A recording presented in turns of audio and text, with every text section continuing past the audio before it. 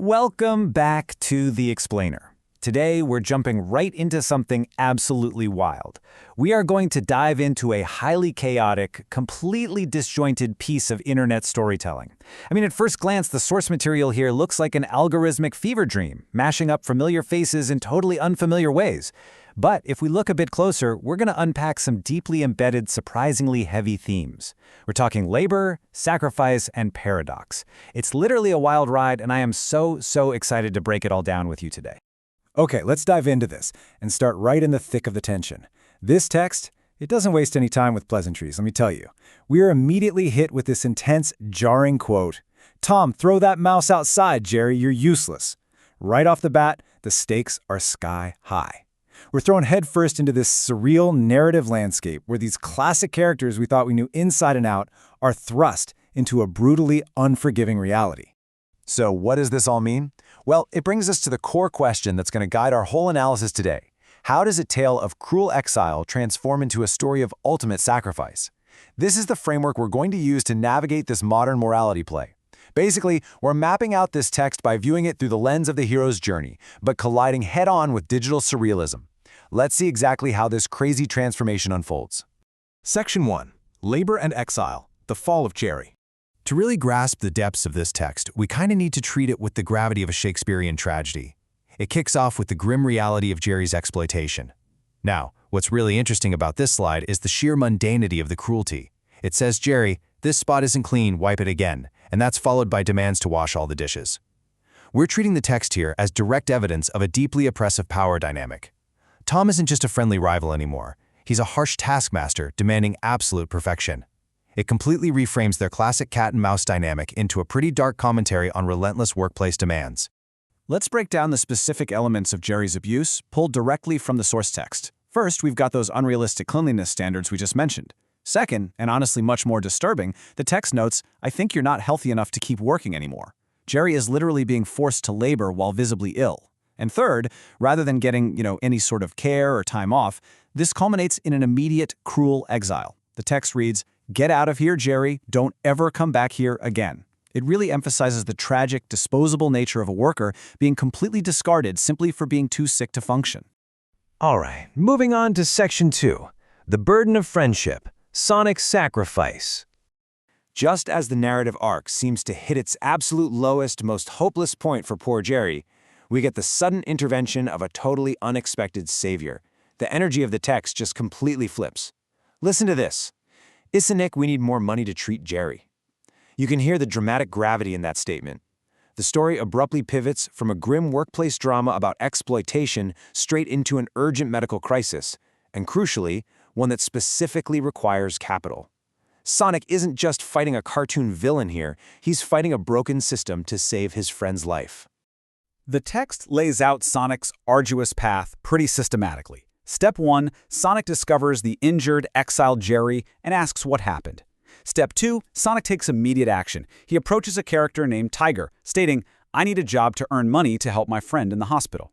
And then we hit Step 3, which is the absolute critical moment. Tiger agrees, but only if Sonic can do double the workload. Let that sink in for a second. Do double the workload. To secure the funds to save his friend, Sonic must accept severe exploitation of his own. It's a profound, tangible example of ultimate sacrifice right there in the text. And this brilliantly illustrates the sheer frantic reality of that sacrifice. Sonic's desperate plea to the medical staff, "Please do your best to help Jerry," is immediately juxtaposed with his grueling service industry labor. We hear the repetitive, exhausting dialogue of his new reality. "Here you go, enjoy fresh and tasty," and "Order up, enjoy your meal." Sonic is just enduring this mind-numbing, fast-paced grind for one reason and one reason only: to fund his friend's survival. Section 3, the paradox of fate, Schrodinger's mouse. Okay, so this is the climax of the narrative, and it's where the pacing dramatically shifts. The text introduces this crazy, surreal rupture, basically splitting into two entirely different timelines. I want you to just marvel at this incredible narrative split for a second. On one side of the text, we have total celebration. "Jerry, I'm so happy you're healthy again. Sonic's intense labor paid off." But simultaneously, on the other side, the exact same text declares, "Because of you, Jerry is dead." We are presented with a literal Schrodinger's mouse scenario here. Depending entirely on the algorithmic whim of the text, our protagonist is somehow simultaneously completely cured and tragically deceased. It's wild! It's fascinating how this conflicting storyline weaponizes blame. Why didn't you help Jerry? Because of you, Jerry is dead. Now, as observers, we have to remain strictly neutral here, but it's remarkable how the text creates two equally valid yet completely opposing realities. I mean, in one timeline, Sonic is the ultimate savior, in the other, he's being aggressively blamed for a fatal lack of action. It's a classic hallmark of digital surrealism, holding two contradictory truths in the exact same space. Let's move to and see how this builds into Section 4, Karma and Ruin, the Fall of the Oppressors. While Sonic and Jerry are navigating their weird paradox of fate, the antagonists of the story, Tom and Toots, face a sudden, devastating downfall. Look at how incredibly rapidly this sequence of karmic punishment unfolds in the text. Point 1 begins with a stark realization. We were wrong, we didn't mean it. But, as we see, apologies just aren't enough. That leads to point 2, a total loss of property, as some mysterious figure declares, I already sold this house. And finally, point 3, complete exile, and it's punctuated by the exact same words they used on Jerry, get out of here. It perfectly and poetically mirrors the exact fate Tom inflicted on Jerry at the very beginning of the source material. Just like that, they are cast out into the unknown. Which brings us to our final part, Section 5, Radical Forgiveness, a Cycle Broken. So, the abusers have been completely ruined. The victims have witnessed their downfall. The natural narrative expectation here would be, gloating, or at least a sense of satisfaction. But instead, they react with this sudden, shocking empathy. Look, who is that? Are those Tom and Tootsie Zell? Jerry, we have to help them. It is a stunning pivot.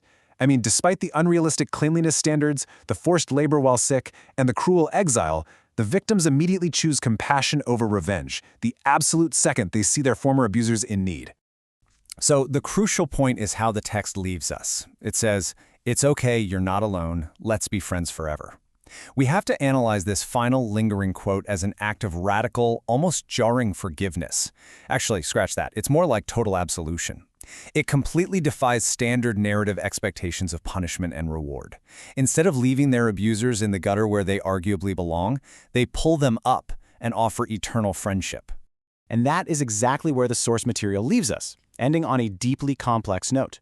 It begs the question, is such absolute, radical forgiveness a triumph of the spirit, proving that empathy can overcome any abuse? Or is it a tragic, unbroken cycle where victims simply invite their oppressors right back into their lives? It's a profound question wrapped up in the chaotic packaging of digital surrealism. And for sure, it's one I hope leaves you reflecting long after this explainer is over. Thank you so much for joining me to unpack the whole shebang today.